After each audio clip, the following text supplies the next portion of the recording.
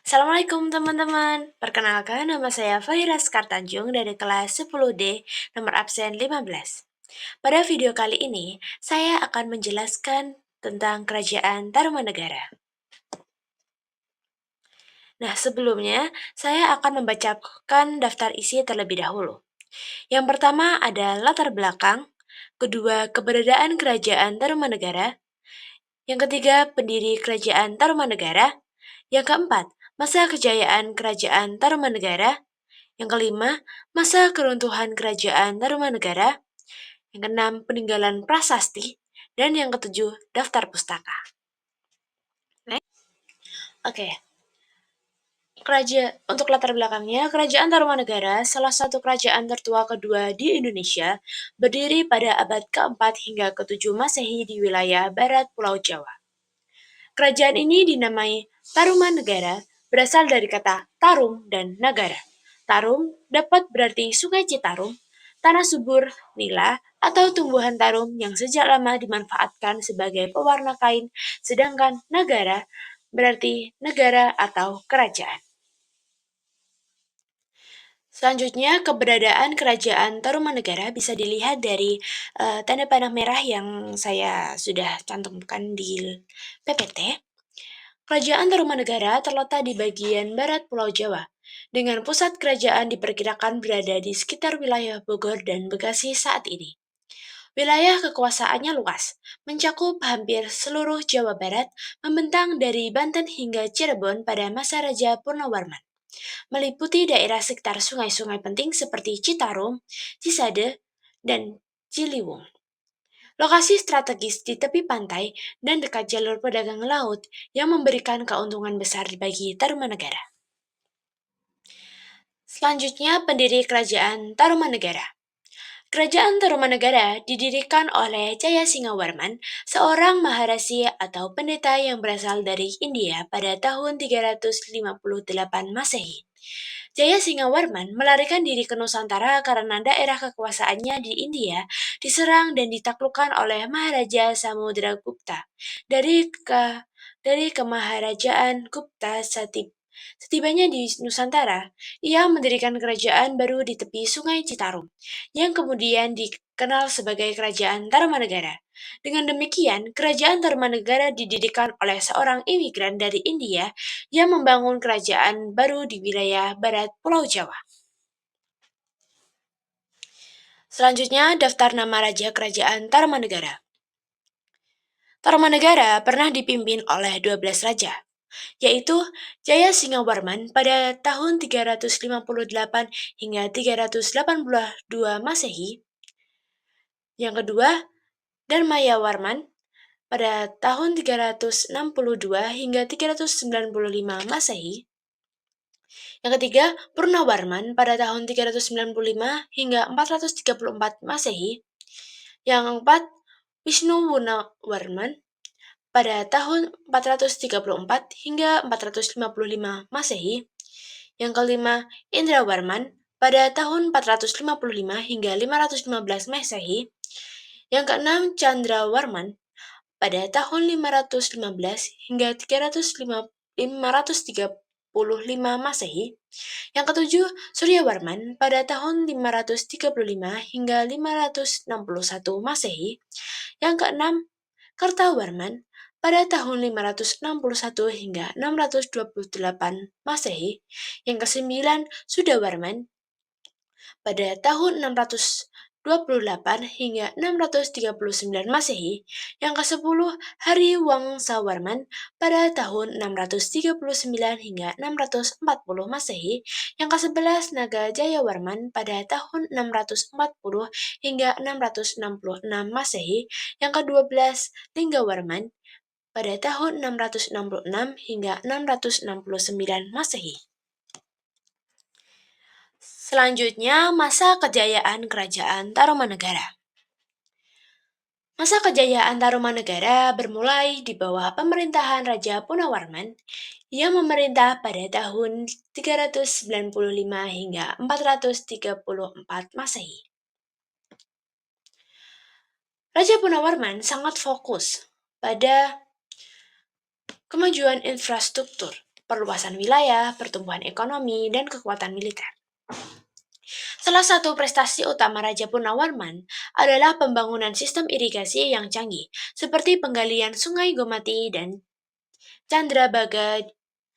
Ini meningkatkan hasil pertanian dan kesejahteraan rakyat.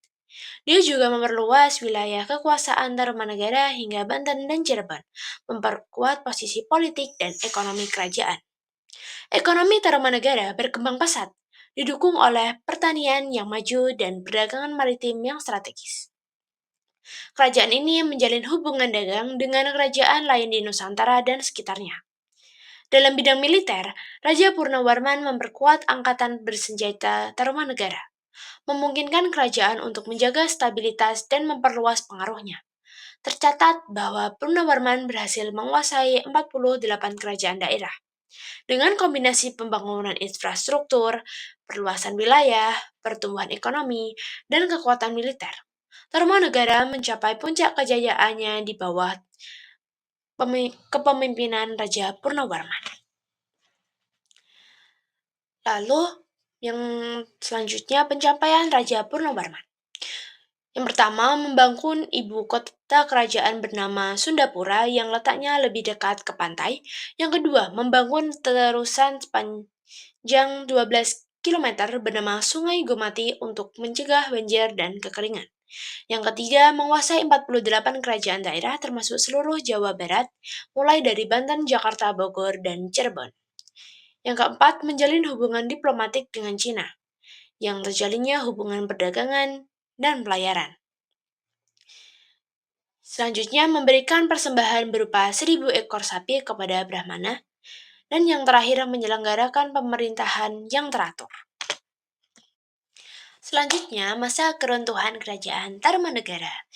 Keruntuhan kerajaan Tarumanegara dimulai ketika Raja Linggawarman, raja terakhir, wafat pada tahun 669 Masehi. Tahtanya kemudian diwariskan kepada menantunya, Tarusbawa, yang ternyata lebih condong pada kerajaan asalnya, Sunda. Tindakan Tarusbawa memindahkan pusat kekuasaan dan mengubah nama Tarumanegara menjadi Kerajaan Sunda memicu perpecahan internal, terutama dengan lepasnya Kerajaan Galuh.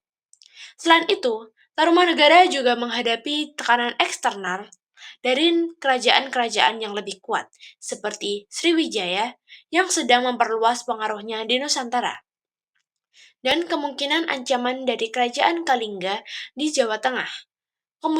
Kemunduran internal juga turut mempercepat keruntuhan, seperti melemahnya kepemimpinan setelah masa kejayaan Raja Purnawarman dan kurangnya pengawasan terhadap wilayah kekuasaan. Kombinasi dari perpecahan politik, tekanan eksternal, dan kemunduran internal ini secara perlahan melemahkan Tarumanegara, dan perubahan nama kerajaan oleh Tarusbawa menandai berakhirnya riwayat kerajaan tersebut. Nah, selanjutnya ada prasasti peninggalan kerajaan Tarumanegara. Prasasti peninggalan kerajaan Tarumanegara pertama adalah Prasasti Ciaratan. Prasasti yang ditemukan sekitar tahun 1863 silam ini ditemukan di Desa Ciaratan Ilir, Kecamatan Cibung Bulang, Kabupaten Bogor. Pada prasasti ini ditemukan pahatan laba-laba, cap telapak kaki Raja Purnawarman, serta saja beraksara Palawa yang berbunyi, "Ini bekas dua kaki," yang seperti kaki Dewa Wisnu. Ialah kaki yang mulia, Sang Purnawarman. Raja di negeri Taruma, raja yang gagah berani di dunia. Nah, selanjutnya, prasasti kebun kopi ditemukan di Desa Ciaratan Ilir, Kecamatan Cibung Bulang, Kabupaten Bogor. Prasasti ini ditemukan pada awal abad ke-19 oleh Belanda. Prasasti kebun kopi juga dituliskan dalam bahasa Sanskerta dengan gambar telapak kaki gajah yang diperkirakan sebagai tunggangan Raja Purnawarman. Penemuan telapak kaki gajah inilah yang membuat prasasti kebun kopi juga disebut sebagai prasasti tapak gajah. Selanjutnya ada Prasasti Tugu. Prasasti Tugu berada di Kampung Batu Tumbo, Desa Tugu Koja, Jakarta Utara. Prasasti ini diperkirakan dibuat pada masa kejayaan Kerajaan Tarumanegara saat diperintah Raja Purnawarman. Dibanding prasasti lainnya, prasasti Tugu menjadi prasasti terpanjang yang ditinggalkan Raja Purnawarman.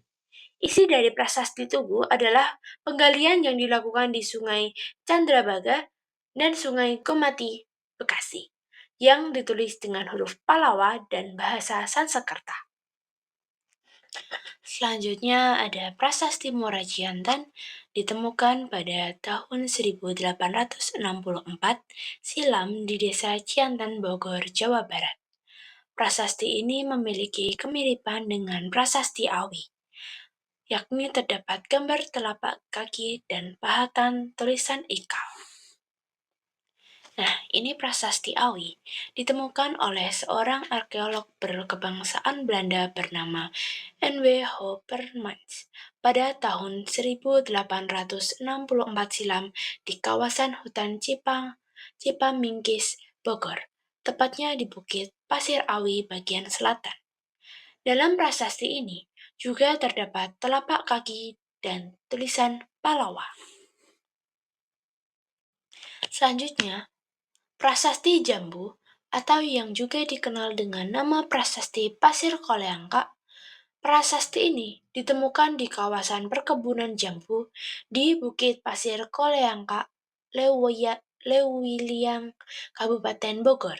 Isi tulisan dalam prasasti Jambu adalah gagah, mengagumkan, dan jujur terhadap tugasnya adalah pemimpin manusia yang tiada taranya, yang termasyur Sri Purnawarman, yang sekali waktu memerintah di Taruma dan baju zirahnya yang terkenal, Warman. Tidak dapat ditembus senjata musuh. Ini adalah sepasang tapak kakinya yang senantiasa berhasil menggempur kota-kota musuh.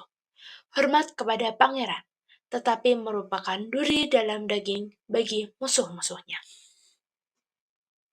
Selanjutnya, prasasti Cidanghyang atau yang juga dikenal dengan nama prasasti Munjul ditemukan pada 1947 di Kampung Lebak, tepi Sungai Cidanghyang, Kecamatan Muncul, Kabupaten Pandeglang, Banten. Prasasti batu yang ditulis dengan teknik pahat berisi pujian-pujian kepada Raja Purnawarman. Sumber informasi yang saya dapatkan untuk video kali ini, saya dapat dari kompas.com, CNN Indonesia, dan Wikipedia. Nah, cukup sekian penjelasan Kerajaan Tarumanegara dari saya. Matur nuwun, wassalamualaikum warahmatullahi wabarakatuh.